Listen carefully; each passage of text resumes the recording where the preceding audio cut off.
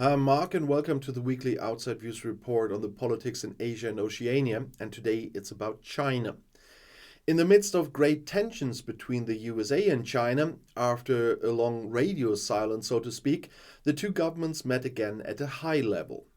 The White House announced last Thursday that US President Joe Biden's National Security Advisor Jake Sullivan had met the top Chinese foreign policy maker Wang Yi in Vienna.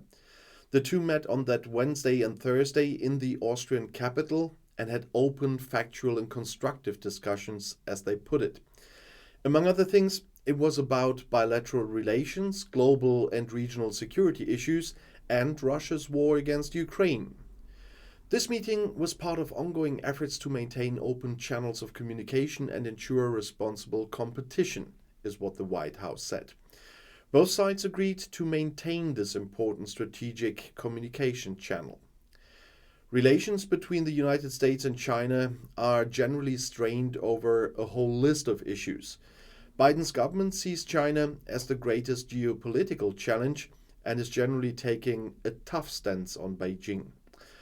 At the beginning of February, a dispute over alleged Chinese spying operations in the United States had further strained the relationship. The United States military shot down a suspected Chinese spy balloon off the American coast. The United States accused China of using it to spy on military facilities. Beijing, on the other hand, spoke of a civilian research balloon that had gone off course and complained that the Americans had completely overreacted. The US government denounced that the balloon was part of a fleet of spy balloons that China had used to spy on more than 40 countries on 5 continents. Beijing also rejected that. US Secretary of State Antony Blinken cancelled an imminent visit to China at the last minute because of the affair at the time.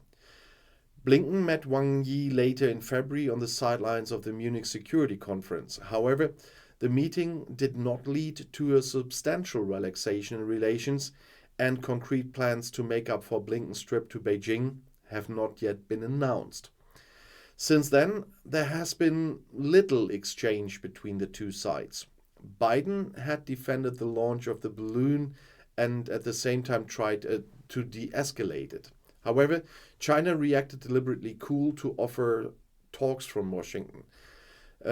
Sullivan's meetings with Wang Yi may also have served to gently pave the way for Blinken to catch up on his trip to China then. But nothing was initially known about this. Blinken always emphasizes that he wants to travel to China as soon as the circumstances are right. The first high-level meeting between the US and China in a long time also coincides with preparations by the Americans and their partners for the upcoming G7 summit in Japan. The heads of state and government of the 7 major economic powers will meet in Hiroshima this week.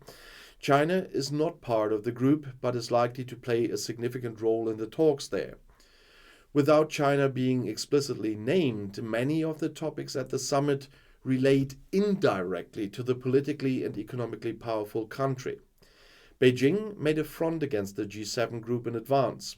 Foreign Ministry spokesman Wang Wenbin said in Beijing on Thursday that the G7 were talking about international order, but meant Western norms. It's the rules of a small clique that put the United States first, they say. But that is something we repeatedly hear. And I'll see you in my next video. I'll be back.